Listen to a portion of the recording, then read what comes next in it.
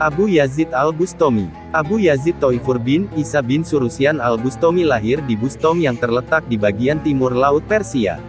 Kakeknya adalah seorang penganut Zoroaster. Di Bustom ini pula Abu Yazid meninggal dunia tahun 261 Hijriyah, 874 Masehi atau 264 Hijriyah, 877 Masehi, sedang makamnya masih ada hingga saat ini. Di samping keharuman namanya sebagai pendiri perguruan Sufisme, ia dikenal karena keberaniannya menyatakan peleburan yang sempurna seorang mistikus ke dalam Tuhan. Secara khusus penjelasannya mengenai perjalanannya ke surga atau yang mirip dengan Mi'raj Nabi Muhammad Shallallahu Alaihi Wasallam, sangat sering dipelajari oleh para penulis dan sangat mempengaruhi imajinasi manusia-manusia sesudahnya. Abu Yazid al-Bustami, lahir dan masa remajanya.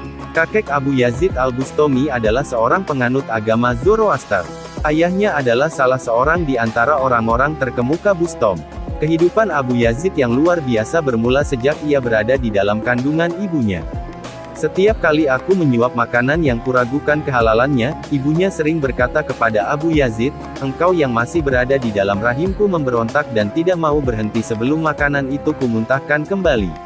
Pernyataan si ibu dibenarkan oleh Abu Yazid sendiri. Kepada Abu Yazid pernah ditanyakan, apakah yang terbaik bagi seorang manusia di atas jalan ini? Kebahagiaan yang merupakan bakat sejak lahir, jawab Abu Yazid. Jika kebahagiaan seperti itu tidak ada, sebuah tubuh yang sehat dan kuat. Jika tidak memiliki tubuh yang sehat dan kuat, pendengaran yang tajam. Jika tidak memiliki pendengaran yang tajam, hati yang mengetahui. Jika tidak memiliki hati yang mengetahui, mata yang melihat. Jika tidak memiliki mata yang melihat, kematian yang segera. Setelah sampai waktunya, si ibu mengirimkan Abu Yazid ke sekolah. Abu Yazid mempelajari Al-Quran. Pada suatu hari gurunya menerangkan arti satu ayat dari surah Luqman yang berbunyi, "Berterima kasihlah kepadaku dan kepada kedua orang tuamu." Ayat ini sangat menggentarkan hati Abu Yazid. Abu Yazid meletakkan batu tulisnya dan berkata kepada gurunya, "Izinkanlah aku pulang. Ada yang hendak kukatakan kepada ibuku." Si guru memberi izin, Abu Yazid lalu pulang ke rumahnya. Ibunya menyambutnya dengan kata-kata, "Thoifur, mengapa engkau sudah pulang? Apakah engkau mendapat hadiah atau adakah suatu kejadian yang istimewa?" "Tidak," jawab Abu Yazid. "Pelajaranku sampai pada ayat di mana Allah memerintahkan agar aku berbakti kepadanya dan kepadamu. Tetapi aku tak dapat mengurus dua buah rumah dalam waktu yang bersamaan. Ayat ini sangat menyusahkan hatiku. Mintalah diriku ini kepada Allah sehingga aku menjadi milikmu seorang atau serahkanlah aku kepada Allah semata sehingga aku dapat hidup untuk Dia semata-mata." "Anakku," jawab ibunya, "aku serahkan engkau kepada Allah dan kubebaskan engkau dari semua kewajibanmu terhadapku. Pergilah engkau dan jadilah seorang hamba Allah." Di kemudian hari Abu Yazid berkata, "Kewajiban yang semula kukira sebagai kewajiban yang paling sepele di antara yang lain-lainnya, ternyata merupakan kewajiban yang paling utama, yaitu kewajiban untuk berbakti kepada ibuku. Di dalam berbakti kepada ibuku itulah kuperoleh segala sesuatu yang kucari, yakni segala sesuatu yang hanya bisa dipahami lewat tindakan disiplin diri dan pengabdian kepada Allah." Kejadiannya adalah sebagai berikut, pada suatu malam, ibu meminta air kepadaku. Maka aku pun pergi mengambilnya, ternyata di dalam tempayan kami tak ada air. Kulihat dalam kendi, tetapi kendi itu pun kosong. Oleh karena itu pergilah aku ke sungai lalu mengisi kendi tersebut dengan air. Ketika aku pulang, ternyata ibuku sudah tertidur. Malam itu udara terasa dingin. Kendi itu tetap dalam rangkulanku.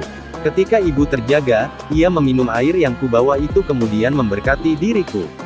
Kemudian terlihatlah olehku betapa kendi itu telah membuat tanganku kaku. "Mengapa engkau tetap memegang kendi itu?" ibu bertanya. "Aku takut ibu terjaga sedang aku sendiri terlena," jawabku.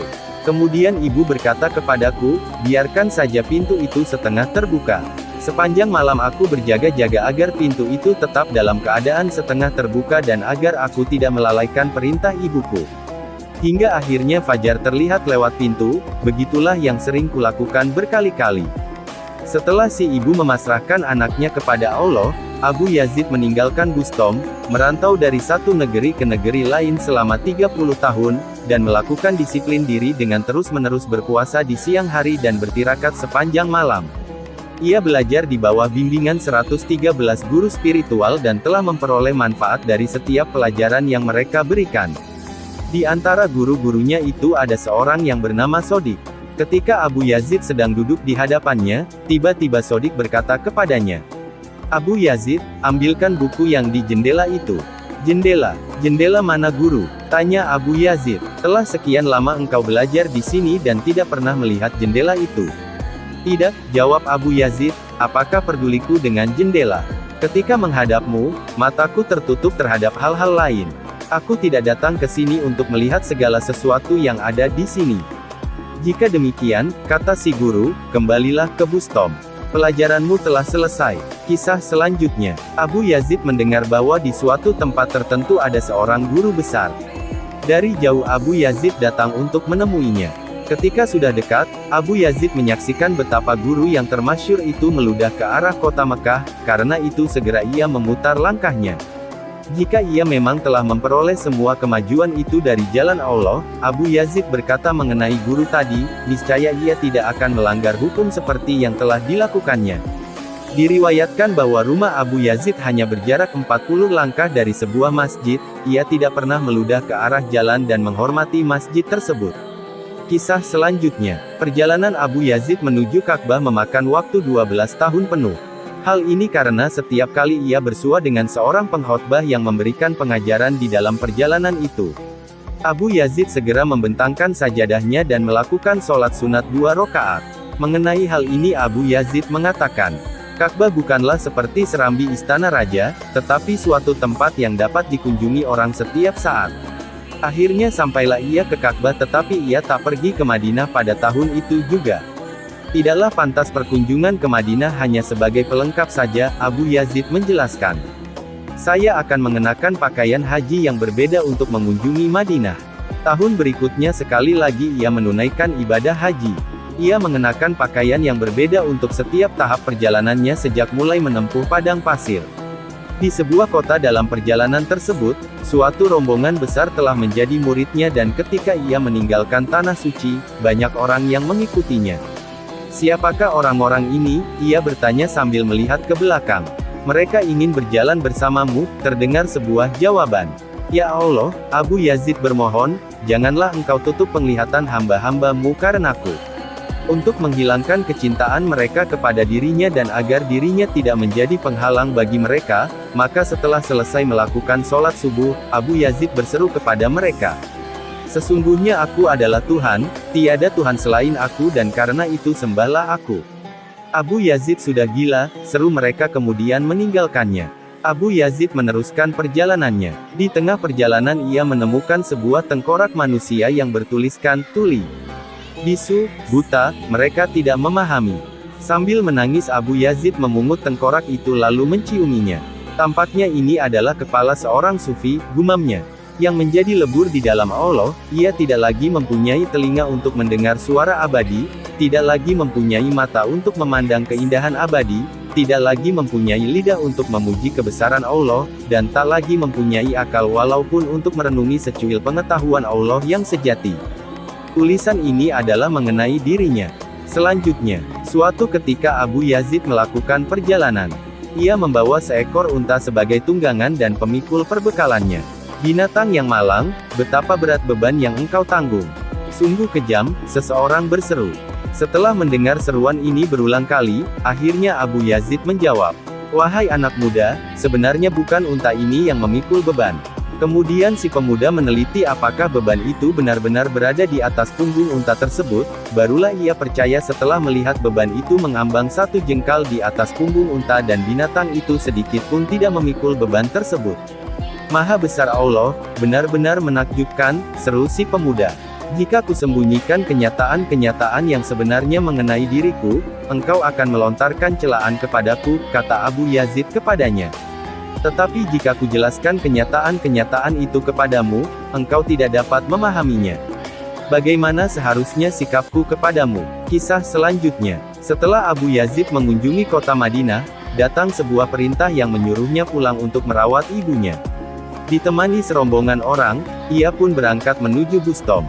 Berita kedatangan Abu Yazid tersebar di kota Bustom dan para penduduk kota datang untuk menyongsongnya.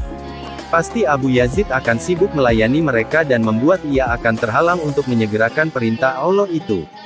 Oleh karena itu ketika penduduk kota telah hampir sampai, dari lengan bajunya ia mengeluarkan sepotong roti. Sedang saat itu adalah bulan Ramadan, tetapi dengan tenang Abu Yazid memakan roti tersebut. Begitu penduduk Bustom menyaksikan perbuatan Abu Yazid, mereka lalu berpaling darinya. Tidakkah kalian saksikan, kata Abu Yazid kepada sahabat-sahabatnya, betapa aku mematuhi sebuah perintah dari hukum suci tapi semua orang berpaling dariku. Dengan sabar Abu Yazid menunggu sampai malam tiba. Tengah malam barulah ia memasuki kota Bustom. Ketika sampai di depan rumah ibunya, untuk beberapa lama ia berdiri mendengarkan ibunya yang sedang bersuci lalu sholat. Ya Allah, peliharalah dia yang terbuang, terdengar doa ibunya, cenderungkanlah hati para syekh kepada dirinya dan berikanlah petunjuk kepadanya untuk melakukan hal-hal yang baik. Mendengar doa ibunya itu Abu Yazid menangis. Kemudian ia mengetuk pintu. Siapakah itu? Tanya ibunya dari dalam. Anakmu yang terbuang, sahut Abu Yazid. Dengan menangis si ibu membukakan pintu. Ternyata penglihatan ibunya sudah kabur.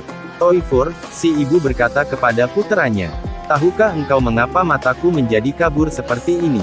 Karena aku telah sedemikian banyaknya meneteskan air mata sejak berpisah denganmu. Dan punggungku telah bongkok karena beban duka yang kutanggungkan itu. Gimana tanggapan Anda tentang kisah ini? Oh ya, jangan lupa subscribe dan ketuk loncengnya, agar bisa mengikuti kisah-kisah update terbaru. Mudah-mudahan dengan izin Allah bisa menghidupkan hati yang mati dan menumbuh suburkan semangat untuk ibadah. Amin ya Allah.